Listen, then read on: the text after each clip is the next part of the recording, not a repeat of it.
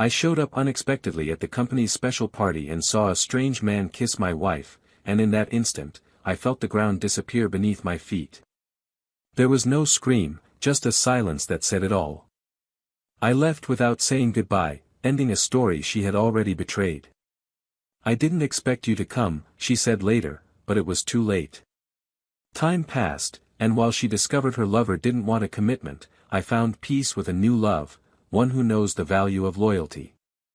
Alone, she tried to get back together, overcome with regret. I listened, looked into her eyes, and offered what I still had left, forgiveness. Not to return, but so that each of us could move forward in peace, albeit on different paths. I never imagined pain could manifest itself so silently.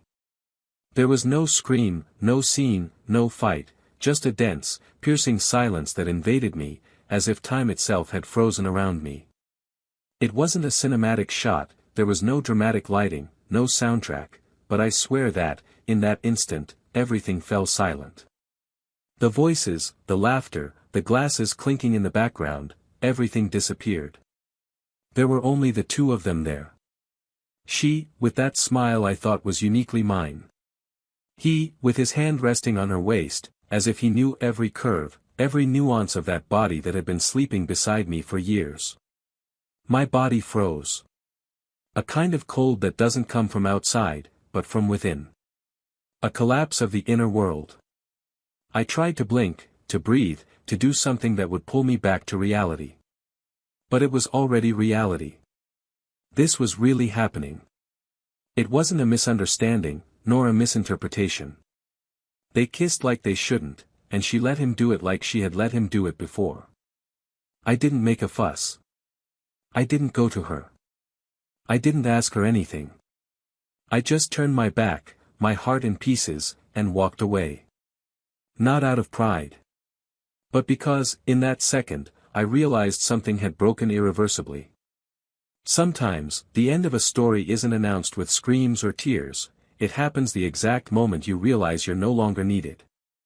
When love dies in silence. And I left. Without goodbyes, without a word. Because any words in that moment would have been too small to contain what I was feeling. She tried to reach me in the following days. She sent messages, made excuses, asked if I was okay. And finally, she uttered the phrase that marked our last conversation, "I didn't expect you to come." As if my presence there had been the mistake. As if the fact that I saw what I saw was the problem, and not what she was doing when she thought I wouldn't show up. I'd reread that sentence so many times that I knew its rhythm, every comma, every hidden intention. I didn't expect you to come. Not because she wanted to protect me from pain, but because she was planning a night without consequences. She just hadn't calculated the unexpected. The days turned into weeks. The weeks into months. And I sank into silence. Not the bitter, resentful silence, but the one that precedes rebirth. I gradually picked up the pieces of myself. I began to breathe again. Discovering, with pain and surprise, that it is possible to survive something like this. I discovered that even when trust is broken in the cruelest way, there remains something within us that pulses. Something that doesn't die. A kind of dignity that rises from the mud, however stained, however hesitant.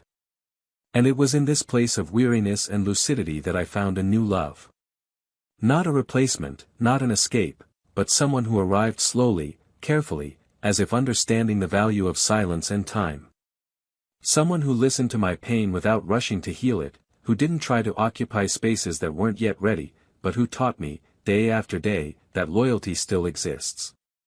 And that love is only true when it doesn't need to hide anything. Meanwhile, she sank into her own emptiness.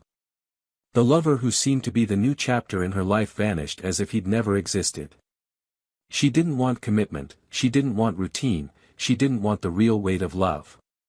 It was just a fleeting breath, a fire that burns quickly and consumes everything around it. And when the ashes settled, she realized she was alone. She tried to return. She searched for the right words, but none made sense. She tried to reach out with memories, with apologies, with regret. And there I was, firm, calm, but transformed. I was no longer the same. Something inside me had matured brutally. I still loved her, on some level, perhaps I always had, but it was a different love. A love that no longer demanded presence. That no longer demanded return. It was a love that ached peacefully. She cried. She asked me for a chance. She said she now knew what she'd lost. And I believed her. Because she was telling the truth. But it wasn't about believing anymore. It was about understanding that some choices have definitive consequences. And that sometimes, life doesn't offer a second chance. I looked into her eyes and offered what I still had left, forgiveness. Not the kind of forgiveness that invites you back, but the kind that frees you. The forgiveness that doesn't return to the past, but honors what we were. And with that gesture, I closed the door she herself had left wide open on the day of her betrayal. And time, always time, followed its course. I carried with me the scars, but also the peace of someone who no longer carried unnecessary weight. She, in turn, tried to rebuild. But nothing seemed the same color.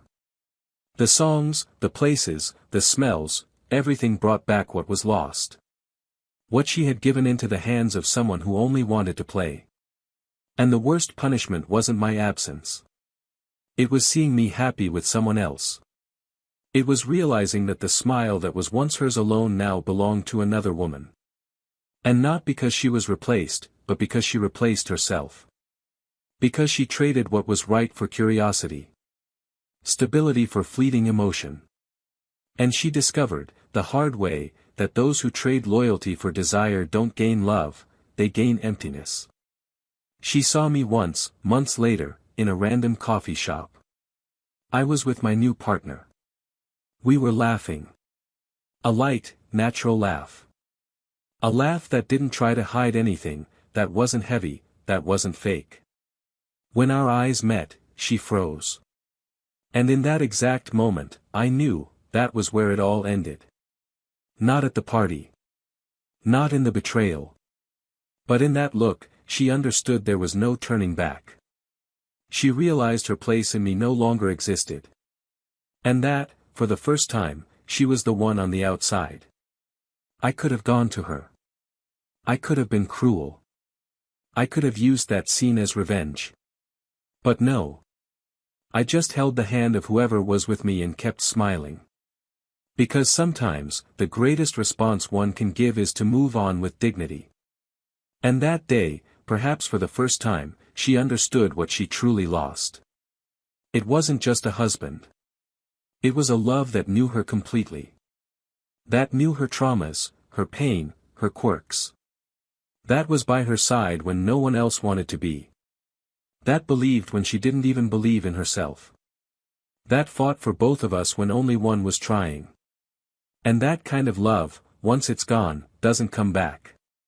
But what no one knows is that night at the party, before I left in silence, I left something behind. Something she only discovered much later. And it was this discovery that changed everything. Welcome to the channel. Here, we don't romanticize betrayal. On the contrary, each story told is fiction with a real purpose, to show how betrayal destroys lives, corrodes feelings, and leaves scars that not even time can erase. The stories are made up, but the emotions are true, and the lesson is always clear: whoever cheats loses much more than they imagine. Get ready now to hear a story strong, deep and shocking. A story that will move you.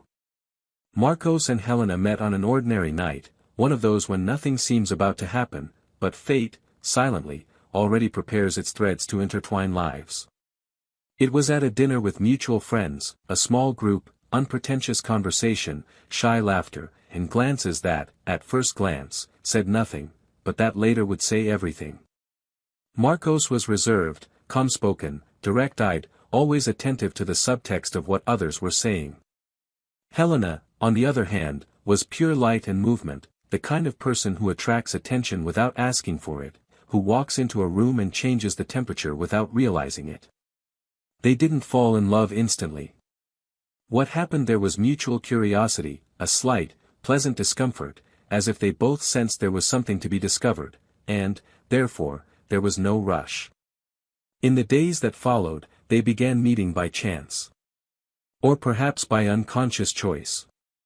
In cafes, at events, in the same circles. They began talking more often, looking into each other's eyes when they weren't around. Until one day, without fanfare, they decided to have dinner together. Just the two of them. And it was there, without any grand declaration, that they realized something had changed. There was no proposal, no solemn promises, but the feeling grew as things that last do, silent, deep, almost imperceptible. Marcos said their love was like a house built little by little, brick by brick.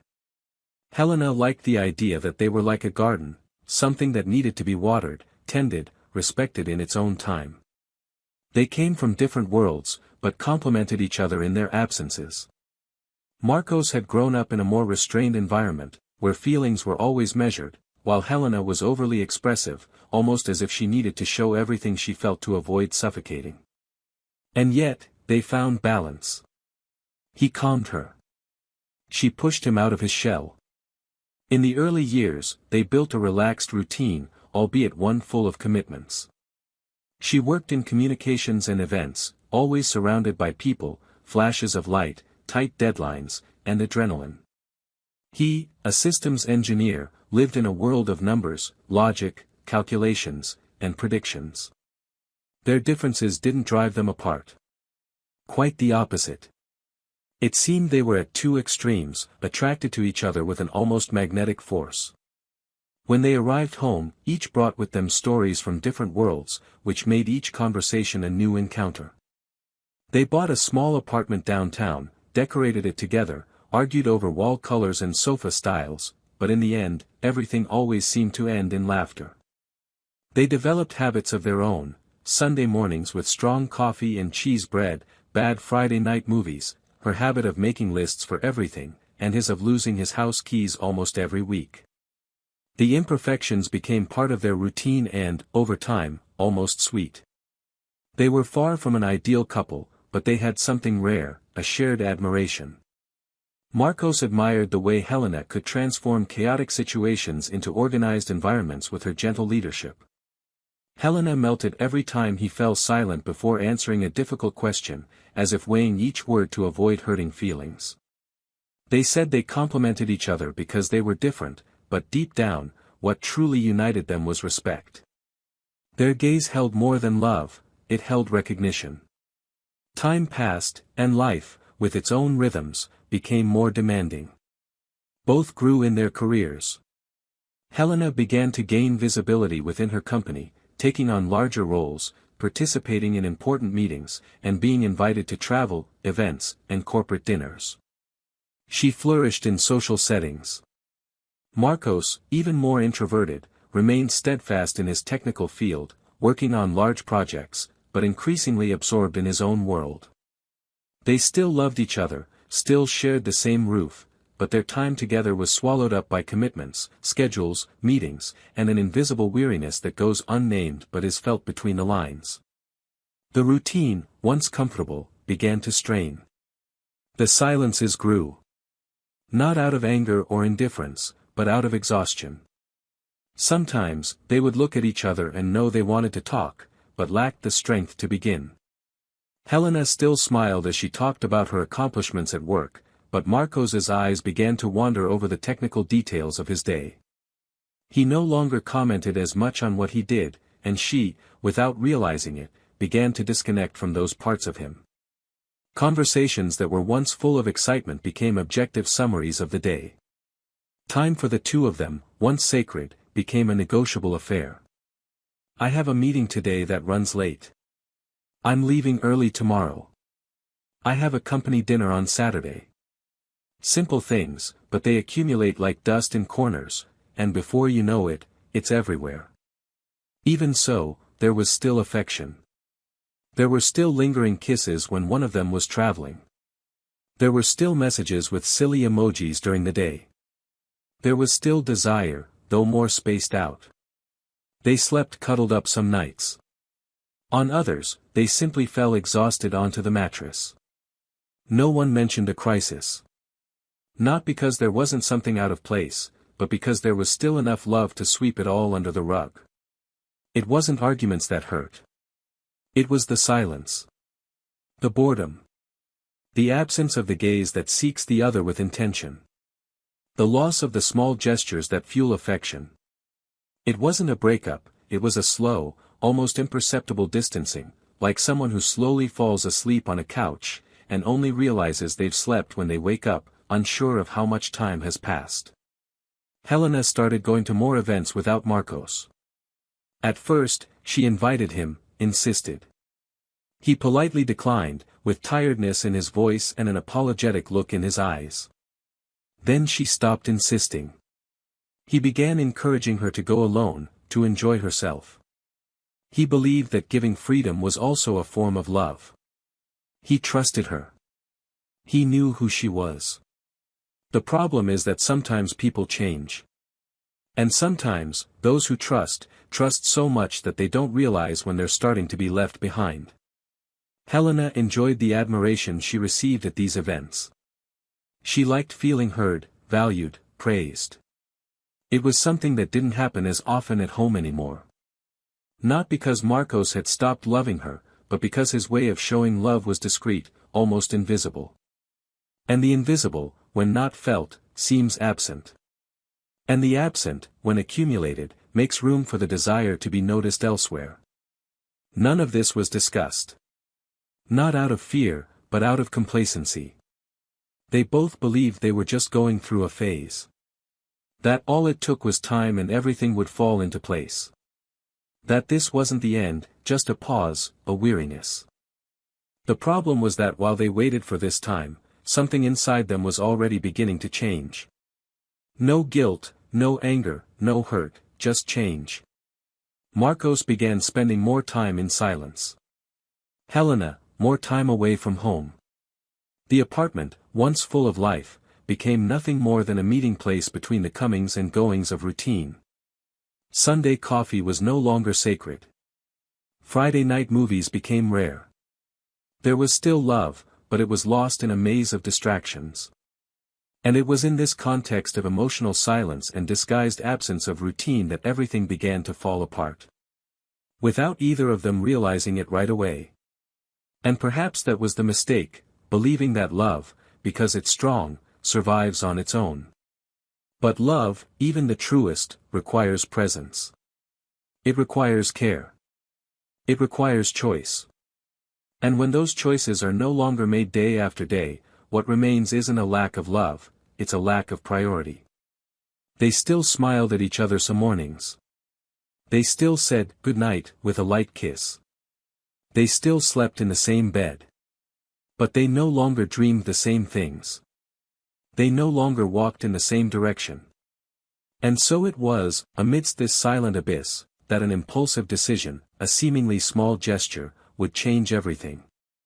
But none of them knew it yet. They were still in the storm's blind spot, that moment when the sky seems calm, but the winds are already beginning to blow within. Marcos began to notice the signs, but he couldn't quite grasp their meaning.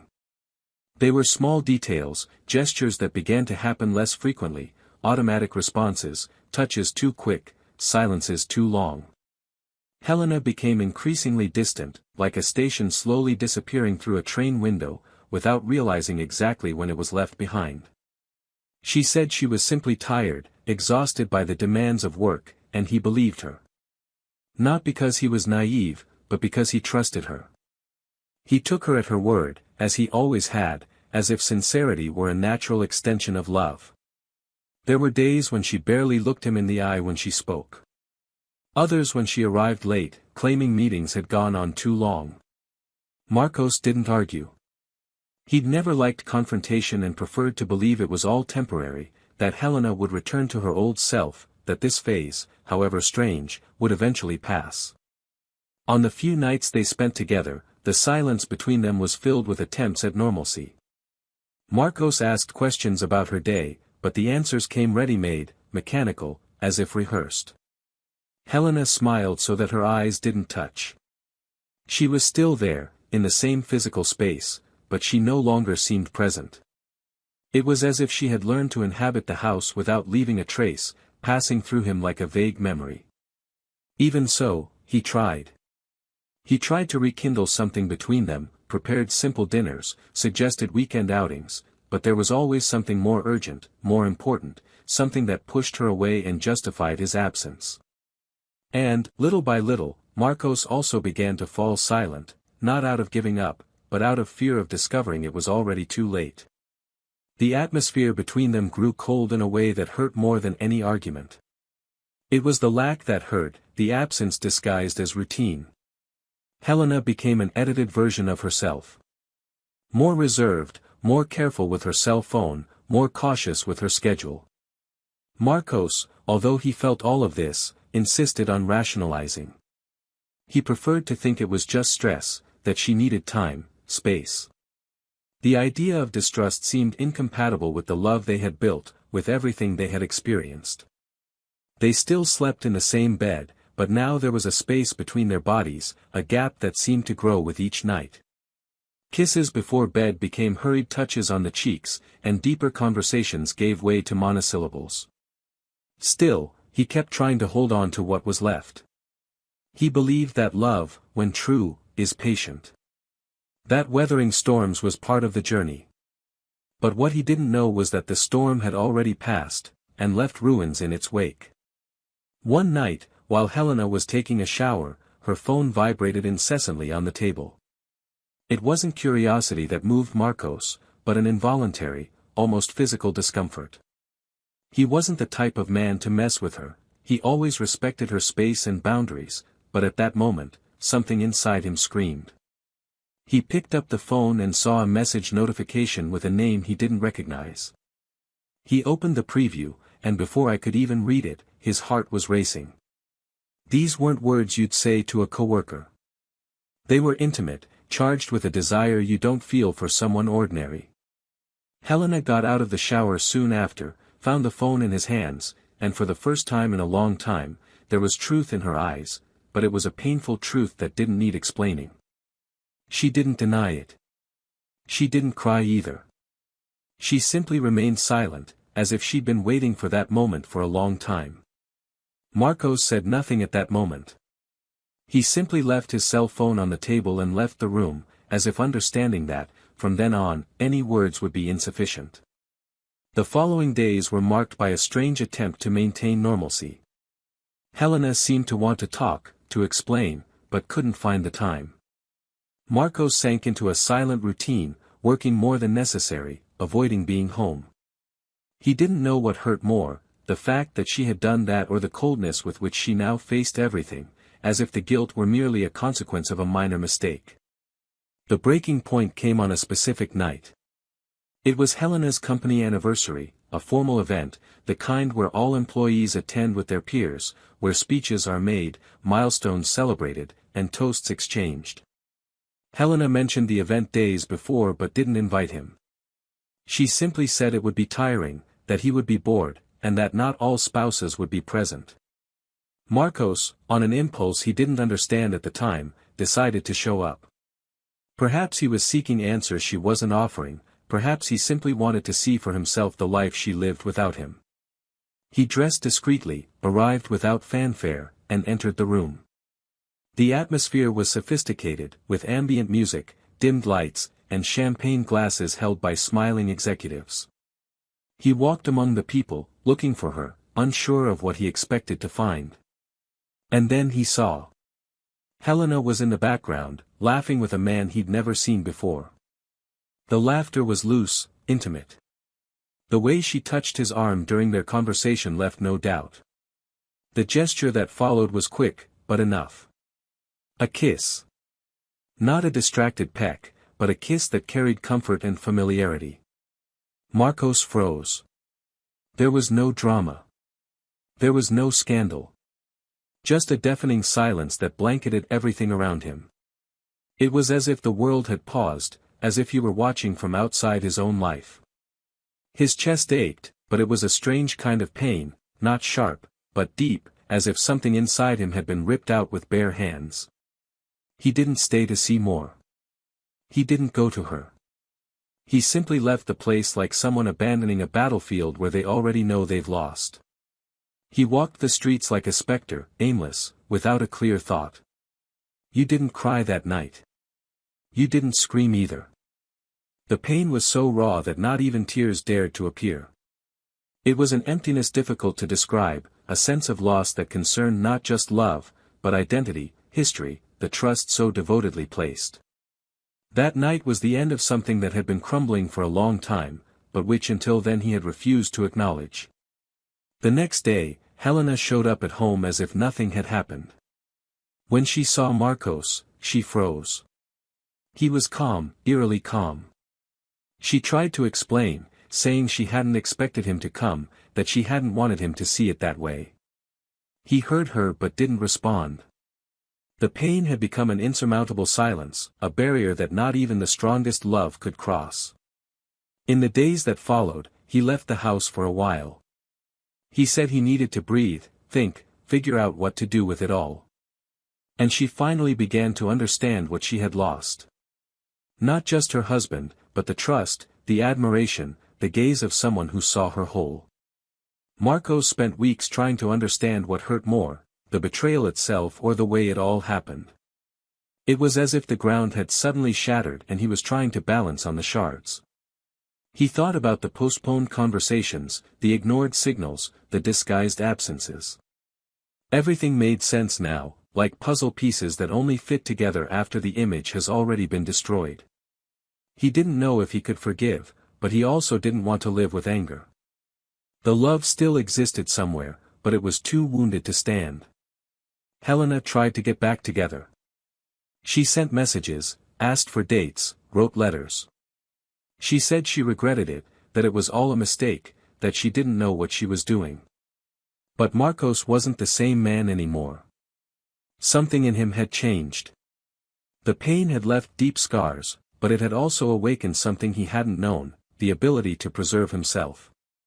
And as she began to face the consequences of her own choices, Marcos slowly began to rebuild his life. It was still too early to understand everything that would come next, but there was something he didn't know, something Helena was hiding, a detail that would change everything he thought he understood about that betrayal.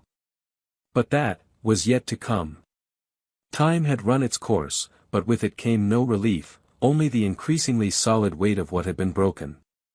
Marcos didn't seek answers or confrontation, simply walked away like someone who understands there's nothing left to say when the truth has already been revealed in silence. Helena, on the other hand, began to live between attempts at reconciliation and the stifled despair of someone beginning to understand, too late, the true value of what they've lost. She sought him out through messages, missed calls, letters left under the door. And yet, he remained quiet, centered, a man rebuilding, not out of pride or revenge, but out of vital necessity. It was no longer a question of whether or not to return, but of remaining whole. After a few weeks, Helena managed to convince him to meet her. It was a gray, stuffy Sunday, when the weight of unsaid things seemed to suffocate the atmosphere. They sat across from each other in a small cafe, the kind of place they had never frequented together. She was restless, her hands trembling, her gaze lost between guilt and regret. Marcos was firm, with an expression that mixed tiredness and peace, as if she had cried all there was to cry. She began with rehearsed words, saying that time had been cruel to her, that he had no idea how much it was destroying her, that she just wanted a chance to explain. Marcos said nothing for a few moments, just stared into the bottom of his cup, as if trying to summon some last bit of patience to hear her out. That was when Helena, as if she could no longer bear the weight of her own mistake, blurted out something that had seemed to have been bottled up for a long time. She said she didn't want to justify anything, but that he needed to know everything. She said she didn't expect him to forgive her, but that she needed him to understand what had really happened, and why. She leaned forward, her eyes welling, and said it hadn't just been about desire, or need, or that fleeting, rootless romance. That it all started long before, at a point he would never have suspected. And it was in that moment, her voice almost breaking, that she confessed what she'd been hiding all along. The man she'd cheated on him with, the one he'd seen kissing her at the party, wasn't just a coworker, nor a recent acquaintance, nor a casual mistake. He was someone she'd known for a long time. An old flame, someone she'd had a relationship with even before she met Marcos. And more than that, a man for whom she still carried unresolved feelings when she married him. It took Marcos a few seconds to react. The silence that fell between them was unlike the previous ones. This one was denser, almost palpable. He looked up, trying to decipher what this revelation meant, and Helena, realizing there was no going back, continued. She said that, in the early years of their marriage, she truly believed she had moved on. That Marcos had filled all the spaces left by that past. But that, some time later, when their paths crossed again by chance, something inside her reopened. She said she fought against it, that she felt confused, that she tried to suppress it, but failed. And that when she realized it, she was too involved to stop. She said that the other man, contrary to appearances, was not a stranger who seduced her on occasion, but someone she had never completely forgotten, and that shamed her.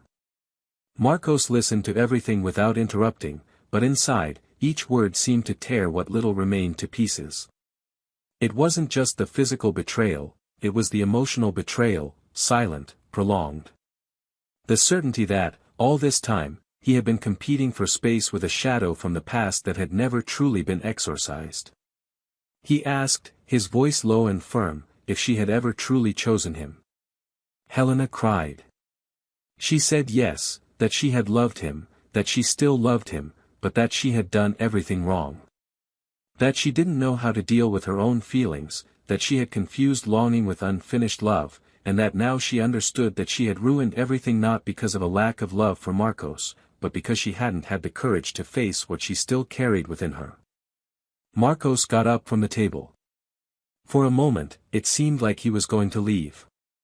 But he sat back down, crossed his arms on the table, and said that what destroyed him most wasn't the kiss, nor the fact that she'd been involved with someone else, but the lie he'd sustained for so long. He said he could have dealt with the pain of an impulsive choice, with a momentary mistake, but not with living daily alongside someone who smiled at him while his heart was tied to someone else. He said he could no longer trust, not out of revenge or pride, but because trust requires a ground that no longer exists between them. She tried to touch him, but he stepped back, gently, as if understanding that a gesture isn't enough to bridge a chasm. She told him the other man had broken up with her weeks after the party. She said she'd never intended to get back together. She'd been curious, felt a kind of nostalgia, but had already moved on a long time ago. That, in truth, she was the one who believed she could revive something dead, and now, alone, she realized the folly of her choice. She said she'd lost both, the past she'd idealized and the present she'd destroyed. Marcos looked at her with suppressed pain. It wasn't anger. It was grief. A disembodied, unceremonious, but real grief. He then said, with a tone that mixed melancholy and relief, that he had met someone. It wasn't permanent, nor passionate, but someone who made him laugh, who knew how to listen, who arrived lightly, without carrying ghosts. Helena stared at him, silent, and a tear slowly fell. For the first time, she seemed to understand that she had truly lost him. Not just the man by her side, but the place she held in his heart. He said he felt no pleasure in saying that. That, if he could, he would have preferred none of this to happen. But now it was too late. That love can survive many things, but it doesn't survive when it becomes merely a unilateral choice. She still tried to argue, saying she understood the hurt, but that she needed a chance to rebuild. That everything she'd experienced with the other man had painfully shown her how rare Marcos's love was. He calmly responded that forgiveness wasn't the same as starting over. That forgiveness, yes, he could. And maybe one day he would. But going back, that was impossible. Because now he knew that, while he gave his best every day, there was a part of her that had never been his. And that no one could give back. The cafe, which had begun as a meeting place, became the final stage for a love that endured everything except the absence of truth. Marcos stood, left the money on the table, and before leaving, looked at Helena one last time. He said he hoped she would be well. That she would find peace. But that he was no longer part of this quest. And he left. There was no anger in his walk. There was a kind of liberation, a bitter but necessary relief. Helena remained there for hours, reliving every word, every gesture. And it was on that day that she understood, with a pain only those who regret it feel, that she wasn't betrayed by the past, she was destroyed by not knowing how to value it when she had the chance. What she didn't yet know was that the wound she left in Marcos would not only transform him, but would lead him to experience something she could never offer. And when she finally saw this, she would understand the true weight of her choices. Marcos didn't return home that night, nor the next. Something inside him no longer fit within the same four walls that had once held so much love but now echoed only with uncomfortable memories. He needed space, air, new sounds other than the heavy breathing of a broken marriage. He spent a few days staying in a simple hotel, where the silence was different, where the walls didn't remind him of what had been said or what had been left out. For the first time in a long time, he felt free to feel everything he needed to without mincing words, without pretending to be normal. There was no one watching, waiting for answers, begging for forgiveness. Just him and the emptiness. But strangely, that emptiness didn't hurt as before. It was an emptiness that made room for something new, even if he didn't know what that was. Meanwhile, Helena paced the house like a stranger. Every corner was a cruel reminder of what she had destroyed. She couldn't listen to music, couldn't watch anything, couldn't sleep in the room that had once been theirs. She tried to keep busy with work, but her concentration slipped through her fingers like sand. Her colleagues noticed her instability, but no one dared ask. Her fake smile no longer convinced anyone, not even herself. And on the longest nights, she lay on the couch with her phone in her hand, staring at Marcos's name, not daring to type anything. She knew he wouldn't respond. And even if he did, she knew nothing she said would have the power to erase what had been revealed. A week later, Marcos decided to return to the house, not out of hope, but to gather what was his. Helena wasn't there. He entered silently, crossing the hallway like a visitor. Every object, every photograph, every trace of that life he'd built with such care now seemed out of place, devoid of meaning. He gathered up his clothes, documents, and books, and avoided looking at the side of the bed where she slept. When he left the keys on the living room table. He didn't write a note, didn't leave a message. The decision had already been made, and didn't need words to be understood. It was only a month later, now in a different apartment, in a distant neighborhood, that Marcos again experienced something resembling peace. It wasn't lightness yet, but it was a beginning. He began walking in the mornings, changed some habits, made small renovations in his new home, and rediscovered simple pleasures. And it was in this context of quiet rebirth that he met Livia, in one of the cafes he frequented on weekends.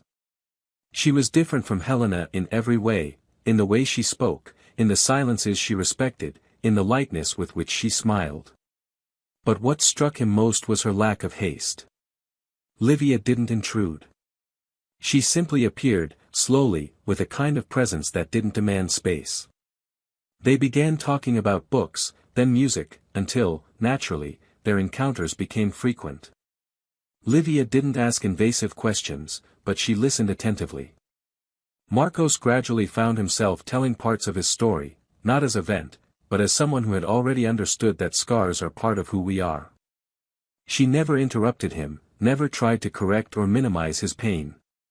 She simply listened. And there was something deeply healing in that listening. There was no rush to begin anything. The first touches were timid, and the first kiss came only when the silence between them was comfortable. It was a love that blossomed with the care of someone who had already learned the importance of delicacy. Helena learned about Livia by chance, through a coworker who saw them together in a bookstore. There was no scandal. Just a deep sense of definitive loss. She didn't expect him to return, but she didn't expect him to be so peaceful. She was overcome by a contradictory feeling. She wanted him to be well, but she didn't want him to be so well without her. And that's when the penny dropped. She understood that it was no longer about the mistake she had made, but about the irreversible consequences of that mistake. And worst of all, she still loved him. But now, loving him was no longer enough. Months passed, and Marcos and Livia's life continued. It was a pressure-free relationship, built on maturity and genuine affection. Marcos allowed himself to laugh sincerely, to make plans without fear, to dream again. And even when memories of Helena surfaced, they no longer hurt as before. They were just scars, no longer open wounds. One of those Sundays, he received an unexpected message. It was from Helena. Short, direct. It said she needed to talk, in person, just once, without asking for anything, just to deliver something that was important to her. Marcos hesitated. Livia noticed his unease and asked if he wanted to talk about it. He told her. He held nothing back. And she, with a serene look, simply replied that she wasn't afraid of his past, she was only afraid that he would get hurt again. Marcos thanked her, and the next day, he decided to meet Helena. Out of respect. For closure. The meeting took place in a quiet park, under the shade of an ancient tree. Helena was different. Not in her face, nor in her clothes, but in her gaze. There was something tired there, something broken. She didn't try to hug him. She simply nodded and sat across from him. For a while, he said nothing. Then, his voice breaking, he began to speak. She said that since he left, she had tried to find meaning in everything she had done. That she had lost herself in regrets, in failed attempts to understand what had led her to sabotage the only love that truly sustained her. He said he had understood that much of what she had done was out of fear. Fear of feeling invisible, fear of no longer being wanted, fear of growing old and becoming irrelevant. Marcos listened silently, respecting her outburst but maintaining an inner distance. And then Helena pulled an envelope from her bag. She said it wasn't a goodbye letter, nor a request for him back. It was just something she needed to deliver. He opened it. Inside was a photo. It was old, from long before they met.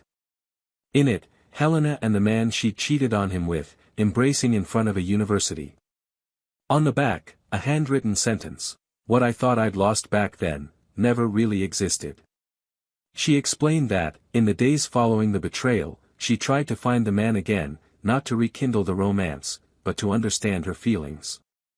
She wanted to apologize, perhaps close the cycle. And when she found him, he was direct. He said he never loved her the way she thought he loved her. That he liked her, yes, but that she had always been a support system, not a true love. That when they met again, he felt curiosity, but not longing. That he used her as a distraction. And that he would never have chosen her. That broke something inside Helena. Because it wasn't just the end of a romance. It was the end of an illusion she'd held onto for years. She discovered, brutally, that she'd traded real love for a fantasy built on memories that had never been sincere. She told Marcos she wasn't telling him this to make him feel sorry, nor to get something back. She was telling him because she needed him to know that, now, she understood. That everything she sought outside, she already had inside. And that she lost it. Alone. With her own hands. Marcos put the photo away. He stared at it for a moment. Then he said, his voice calm, "I also had to lose everything to understand what truly mattered. But the difference is that I chose to preserve. You chose to risk. And now, we live with what's left." Helena nodded. No tears. Just pain. He said goodbye, got up, and left. This time, without regret. And as he walked out of the park, the wind blew gently, as if washing away the last remnants of the past that still clung to his skin. That same day, when he arrived home, he found Livia sitting on the porch, reading. She looked at him and smiled. And there, in that simple gesture, Marcos knew he was exactly where he belonged. Because now, more than ever, he knew the value of loyalty. And he would never again accept anything less. As he left the park that afternoon, Marcos no longer carried the weight of unanswered questions or the anguish of doubt that had gnawed at his days for the past few months. What Helena had given him, in words, in gestures, in the open pain in her eyes, was not just the closing of a cycle, but the confirmation that he had done the right thing. And not because he was perfect or free from flaws, but because he had chosen the harder path, that of integrity. He carried the photo with him, folded and tucked away in a yellowed envelope, as a silent reminder that love is not always enough, that even the most sincere love can die when betrayed by those who should protect it. But there was no longer any anger. What remained now was a melancholic maturity, a painful lucidity that allowed him to see things clearly. Marcos found himself at an emotional crossroads, no longer about whether to return or move on, but about what to do with the pain that no longer belonged to him, but that still pulsed in his memories. The following days were marked by an inner stillness difficult to name. The weight of Helena's absence was gone, because she was no longer part of the present. But there was also no full sense of freedom. It was as if he still needed to traverse a corridor of ancient echoes before finally reaching the pure silence of a new beginning. Livia noticed this. Not with pressure, but with a sensitivity that made her even more admirable. She didn't pressure, didn't ask where his thoughts were, but was always there, available, present without suffocating. And this constant, light, and honest presence began to transform into something profound. It wasn't an overwhelming passion, the kind that consumes quickly and disappears just as quickly. It was something rarer, a solid construction, built on mutual admiration, companionship, and absolute respect for each other's wounds. They began to share more than just coffee and conversation. They began planning short trips, sharing responsibilities, and making room for a daily life together. But the most surprising thing for Marcos wasn't the fact that he was in love again, it was how much it didn't make him forget what he'd experienced, but rather understand. With Livia, he learned that he didn't need to erase the past to start over, but that he could look back with dignity, knowing he hadn't betrayed his own principles.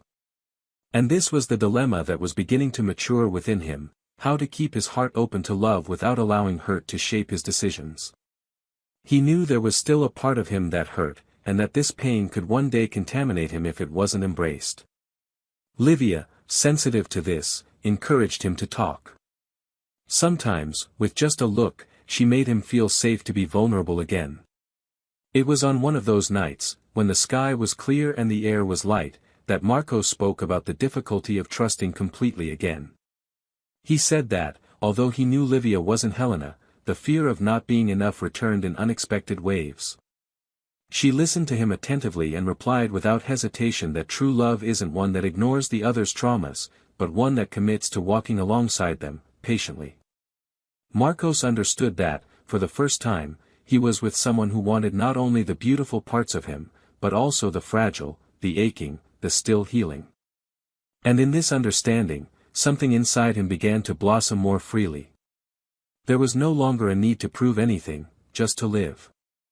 Meanwhile, Helena tried to rebuild her life, but everything seemed too gray. Her attempts to return to her previous routine were met with memories that now seemed unbearable. The places, the smells, the rituals that had once been natural now confronted her with the image of what she had destroyed. She sought therapy, tried to fill the voids with commitments, but no distraction was enough. The silence of the house, now hers alone, was deafening. She still thought about Marcos every day. Not out of obsession, but out of genuine regret. It was difficult to accept that he had moved on, and even more painful to admit that she would never find someone who saw her with the clear eyes with which he had. One cold morning, Helena visited her parents. It was something she hadn't done in months. She needed a place where she could feel, at least for a few hours, like a daughter, and not a woman destroyed by her own choices. Her mother, noticing her haggard expression, didn't ask direct questions, but prepared the breakfast she'd spent childhood with, carefully set the table, and offered a silent embrace. It was there, amid the smell of fresh bread and the sound of the kettle, that Helena burst into tears. He didn't ask for advice, he simply poured it out.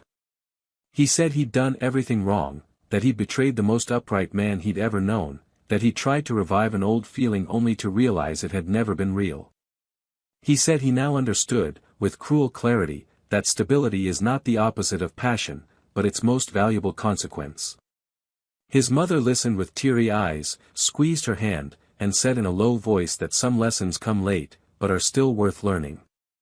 Marcos, for his part, was increasingly present in his own life. He began writing about his feelings, something he had never done before. Not as a diary, but as a way of listening to himself. He wrote about what he had learned from love, about how betrayal not only destroyed his trust in the other person, but also nearly erased the trust he had in himself. He also wrote about forgiveness, not as a grand act, but as an ongoing choice. Forgiving, for him, was no longer about forgetting, but about not allowing the past to define his next steps. Livia read some of these texts and was moved. She said he didn't realize how much his words could touch others. She suggested he publish them, even if anonymously. He hesitated, but after a few weeks, he created a blog. And to his surprise, the texts began receiving comments from people who identified with him, who had also been betrayed, or who had been betrayed and were trying to rebuild their lives. This helped him more than he imagined. He felt that his pain was turning into something useful, something that helped others find their way through the darkness. But helping others wasn't enough. He still needed to make an internal decision. Something he'd been putting off. He needed to decide if he was ready to build something deeper with Livia, or if he still needed more time for himself. It was an emotional crossroads, not about her, but about him. Because he knew she deserved a whole love, not halves. He spent days reflecting, writing, walking alone. Until one night, he prepared a dinner for the two of them. Nothing fancy, just intimate. He put on soft music and lit candles. When Livia arrived, surprised, she asked if they were celebrating something. He smiled and said yes, they were celebrating the moment he finally chose to stay. Livia was moved. Not because she expected it, but because she knew that choice came from a sincere place. It wasn't an impulse, it wasn't an escape, it wasn't a response to the past. It was a conscious step forward. And there, between simple dishes and genuine glances, they committed to building something new, without ghosts. Helena, for her part, began to forge a different path. Alone, without shortcuts. She began studying again, sought new projects, did volunteer work. She understood that she could no longer be who she was before, but she could become someone better. And even if the past couldn't be erased, it could be redefined. She no longer sought Marcos, no longer tried to reclaim what was lost. Now, her journey was different, learning to live with what was left, with dignity, with regret, but also with a seed of maturity planted in the soil of pain. Time passed, not as a magical cure, but as a testament to the fact that love, when true, doesn't disappear, it transforms. And in Marcos's case, it transformed into strength, into wisdom, into a new kind of love that no longer depended on the other to exist. And by understanding this, he finally freed himself from the burden of being betrayed. Because now, finally, he knew he had won, not when he left Helena behind, but when he learned that being loyal to oneself is the greatest act of love one can offer the world. And it was with this understanding that he prepared himself for the new life that awaited him. The weeks following dinner were silent in a new way, not like the silence of an end, but the silence of something being cultivated. Marcos and Livia didn't speak of grandiose plans, they didn't declare their love aloud every day, but there was a mature complicity there that didn't need to be constantly asserted. It was a slow and sincere construction, made of understanding glances, small choices, and genuine presence. They no longer tried to prove anything to each other. There was no need. They both knew they had found themselves at a difficult point in their lives, and instead of healing alone, they decided to embrace each other in the process. There was no rush to resolve everything, just the certainty that they were walking side by side. And for Marcos, this was the kind of love that finally made sense. A love that sought not external shine, but inner peace. Still, there were days when the past visited him. Not as a ghost, but as a living reminder of everything he'd learned. Certain songs, certain phrases, places, scents. Helena continued to exist in his memory, but now as part of a completed story, not an unfinished chapter. When he thought of her, it wasn't with regret. It was with a kind of resigned longing, like someone remembering a book they'd read intensely but had already returned to the shelf. A chapter that was fundamental, but no longer has a place in the current narrative. And with this clear conscience, he rediscovered pleasures that once seemed small, walking beside Livia on Sunday mornings, making a leisurely coffee, reading a book without being interrupted by internal pain, listening to music and smiling instead of drowning in memories. It was in this context that, one day, he received an unexpected call from a number he didn't recognize. He answered on impulse, and on the other end, a male voice introduced himself as Eduardo, Helena's brother. Marcos hadn't seen him since before the separation, and the call took him by surprise. The tone was respectful but firm. Eduardo said he was calling because, despite everything in the past, he felt he needed to tell her something. He said Helena was going through an intense process of change, that she was truly different, and that she had confessed to her family how much she had wronged Marcos. Marcos listened silently, without interrupting. Edward wasn't trying to convince, just inform. In the end, he said Helena hadn't known about the call, and that she might be upset to find out. But that he, as her brother, felt the need to thank her, because despite everything, it was because of the loss of Marcos that Helena finally looked at herself honestly for the first time in years. After hanging up, Marcos stood there for a long time, the phone between his fingers, staring into space. There was no anger in that connection, no provocation, just a soft echo of recognition. And that, somehow, brought him peace. That same weekend, he and Livia traveled to a small coastal town. Nothing planned in advance, just a spontaneous decision made on a hot afternoon. They took the car, chose a simple inn, and spent 2 days away from it all. It was there, sitting on the sand, watching the calm sea and the sky in shades of orange and violet, that Livia asked a direct but calm question. She wanted to know if Helena sought him out again, he would feel like coming back. Marcos took a while to answer, not because he didn't know the answer, but because he wanted to say it in the right words. He looked at the horizon and after a while said no. That story had been beautiful, intense, full of meaning, but that trust, once broken, couldn't be mended with nostalgia.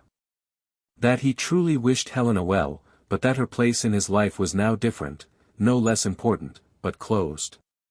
Livia smiled slightly, rested her head on his shoulder, and simply said, "That's all I needed to know." That night, they slept in each other's arms, listening to the sound of the sea as the soundtrack to a new phase. Meanwhile, Helena continued her journey with dignity. She didn't seek out Marcos, didn't send messages, didn't make any more attempts at reconciliation.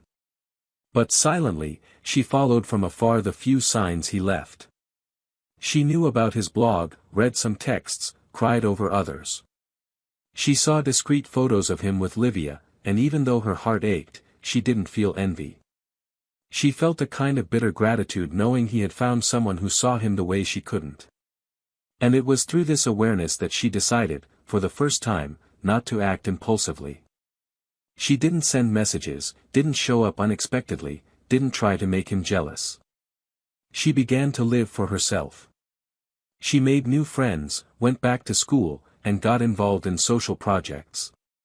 She missed many things, but she learned not to turn that lack into despair. And that, for her, was a victory. One day, on one of those quiet spring mornings, Marcos received a notification, a new message left on the blog. It was from a woman who didn't sign her real name, but the content was painfully familiar. She spoke of regret, of how difficult it is to live with the echo of wrong choices, of how love, when wasted, becomes a ghost that walks beside you every day. Marcos read it calmly, more than once. He was sure it was Helena, even without a signature. But he didn't respond. Not out of coldness, but out of respect.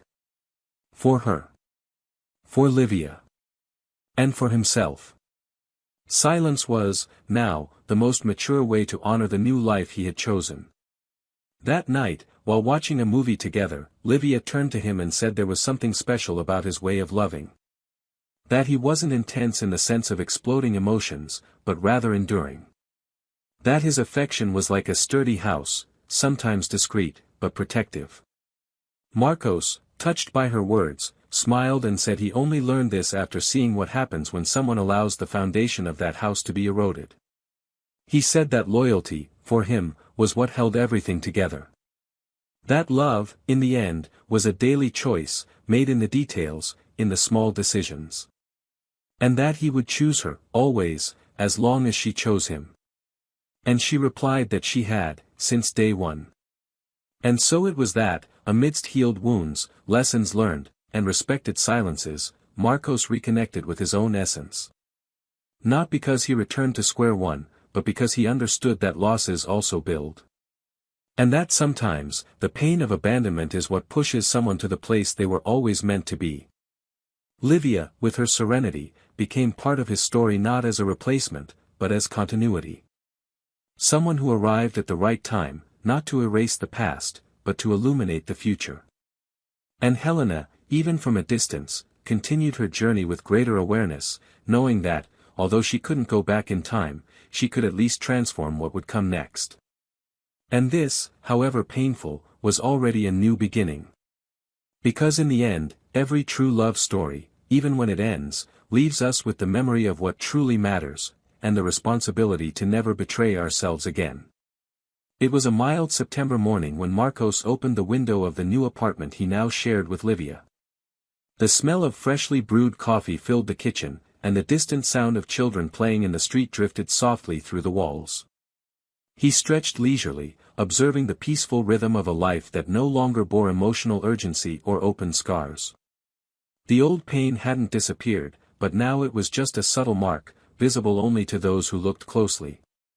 Everything around him reflected balance, not the kind that comes from the absence of problems, but the kind that arises when one learns to deal with the consequences of one's choices and, above all, when one chooses truthfully. Livia entered the room with 2 coffees and a natural smile, the kind that doesn't ask for permission to exist. She handed him one of the cups and sat beside him, silently, simply enjoying his presence. There wasn't much need to be said. The bond between them was no longer made of promises, but of consistency. They had been through intense moments, hidden insecurities, heavy silences, but they were there, whole. Livia had made Marcos an even more complete man. Not because she healed him, but because she walked with him through the healing. She never wanted to fix him, just accompany him. And that was what made him love again with the confidence of someone who knows exactly what they want and, most importantly, what they no longer accept. That same day, hours later, while organizing papers in an old drawer, Marcos found the envelope containing the photograph Helena had given him in the park. For a moment, he stood there staring at it, trying to understand why he still kept it.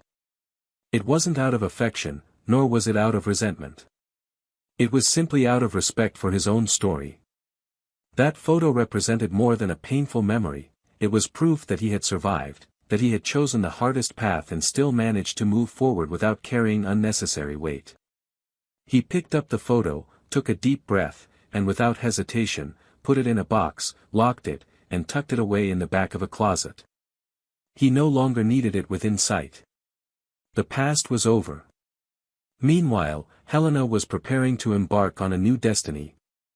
After much reflection, she had decided to accept an invitation to coordinate a social project in another state. It wasn't an escape, it was a fresh start. She needed to challenge herself, to get away from the same streets, the same faces, the same triggers that held her back. She was more mature, less impulsive, more introspective. There was no new love in her life, and for the first time, this didn't cause her distress. She was learning to live with herself, to respect her limits, to rebuild her self-esteem without needing anyone's validation. That woman who had once felt inadequate within a healthy relationship now looked at you honestly. She knew she had lost a rare man, but she understood that continuing to punish herself wouldn't bring him back. What she could do was not repeat the same mistakes with anyone else, and with that, perhaps, begin to regain some sense of dignity in the face of her own story. The night before the trip, Helena went to her apartment balcony, looked out over the city she loved so much, and wept silently. Not for the things that would never return, but for the time she wasted trying to seek outside what she already had inside. She considered writing a final letter to Marcos, but decided against it. He already knew. So did she. Their lives had moved on, and even though a piece of her soul still vibrated at the memory of his voice, she knew that this love now belonged to another woman, and that this wasn't an injustice, it was a consequence. Marcos, for his part, was beginning to reap the fruits of a new era. His blog posts had grown, receiving attention from readers who were deeply touched by his words. People from different backgrounds and realities shared experiences in the comments, some painful, others hopeful. And among these stories, he discovered a silent community of people trying to rebuild themselves after disappointments, deceptions, and betrayals. He understood that his words were not just about himself, but about all those who had ever loved truly and been broken by another's carelessness. He felt he had transformed the pain into something useful, and that was profoundly liberating. One night, returning from a lecture he'd been invited to give on relationships and emotional reconstruction, Marcos walked slowly down a dimly lit street, his head full of thoughts. When he arrived home, he found Livia asleep on the sofa, a book open on her lap. He sat beside her, stroked her hair, and watched her for a while.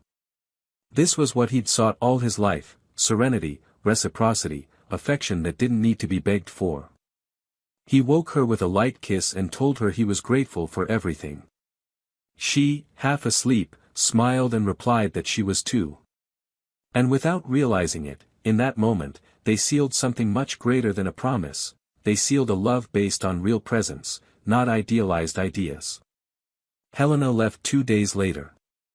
She arrived at her new destination with a light suitcase, without many plans, but eager to start over. Working with socially vulnerable families made her look even deeper into herself. She realized that her pain, though legitimate, was insignificant compared to the suffering of so many. This didn't nullify her, but rather made her grow. For the first time, she felt useful in a way that didn't depend on praise or acceptance. Her greatest reward now was seeing the smiles of those who were heard, welcomed, and respected. In many faces marked by pain, she saw reflections of her own guilt. And it was in this inverted mirror that she began to forgive herself, not because she deserved it, but because she needed to stay alive. Years later, in an unexpected reunion arranged by mutual friends, Marcos and Helena crossed paths again. There was no awkwardness, no sadness. Just a polite greeting, a restrained smile, a silent acknowledgement of everything they'd experienced. They chatted for a few minutes, discussing work, changes, and routines. When they said goodbye, there was a longer look, not filled with pain, but with mutual respect. Helena left with the certainty that this was the last time she would see him. And this certainty, strangely, freed her. She no longer needed to wait for anything. Marcos returned home that night to find Livia finishing organizing boxes of books. They would soon be moving to a larger house in a quieter area, where they planned to start a family. They sat on the living room floor among the boxes, drank wine from plastic cups, and laughed at the mess. When she asked how their reunion had been, he simply said, "It was necessary. And now, it's complete." She understood without him needing to explain. And in that silence, once again, they connected in a way words never could. This is the story of a man who was betrayed but chose not to betray himself. Of a woman who lost everything by not appreciating what she had, but found a new version of herself by facing her own choices. And of another woman who knew how to love with respect, presence, and patience, transforming what was pain into secure affection. Because in the end, life always exacts its toll, not with revenge, but with the exactness of its consequences.